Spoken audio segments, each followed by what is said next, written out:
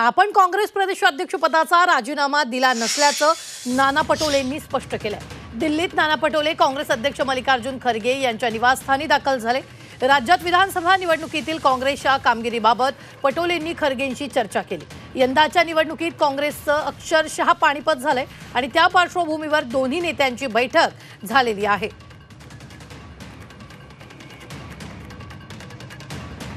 मैं तो अभी अखिलेश जी को मिलने जा रहा हूँ, अभी तो कोई इस्तीफा दिया ही नहीं जी।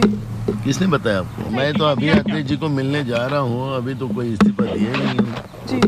किसने बताया आपको? आता मी जवळपास पाऊण तास आदरणीय खरगे साहेबांसोबत या विषयावरची सगळी चर्चा झालेली आहे। राहुलजींसोबतही आज नाही तर उद्या सकाळी माझी भेट होईल, त्यांच्याशी आम्ही चर्चा करतो आहे आणि या निकालाच्या नंतर पुढची रणनीती कशी करावी आणि लोकशाही कशी वाचवता येईल याच्यावरचे सगळे प्रयत्न आम्ही करू।